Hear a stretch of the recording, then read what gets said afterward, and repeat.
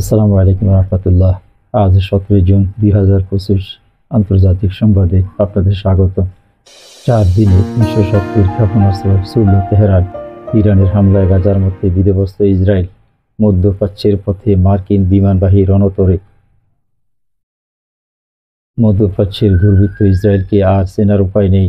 আকাশ ছোঁয়া অহংকারের নাক উঁচু করে দাঁড়িয়ে থাকা পশ্চিমা পেশনের অভিজাত প্রাসাদগুলো এখন জাত হারিয়ে দুর্ভিক্ষের কাঙ্গাল। হাড়গুলো পর্যন্ত গোনা যাচ্ছে।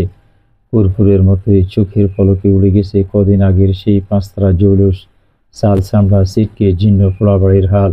কোমর গর্দানে ভোজ ঝাঁকুনিতে মুখ থুবড়ে পড়েছে আরব মূল্যকে।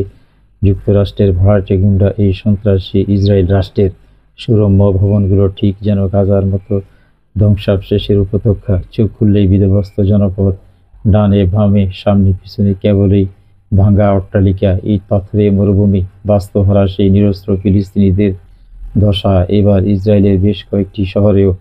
রাগঢাক ভেঙে রোববার জেরুজালেম পোস্টের খবরেও বলা হয়েছে, শত শত মানুষের মাথার চাঁদ উড়ে গেছে ইরানের ক্ষেপণাস্ত্র ধামাকায়।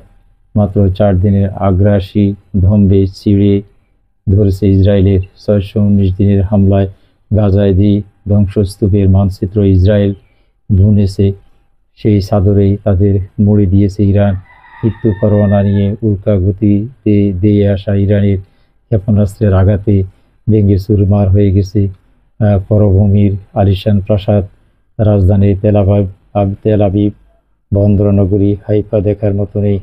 বড় বন্ধুর মতো কাঁধে কাঁধ মিলিয়ে কঙ্কালসার শরীরে দাঁড়িয়ে আছে ডজনের পর ডজন ঘরবাড়ি। জেরুজালেম, বাতিয়াম, পেতা তিকভা, মোসার, জাদিয়েল, বনি ব্রাক শহরগুলো কপালে ও গাজার তিলক লিপি দিয়েছে Iran. AFP, CNN, BBC, Reuters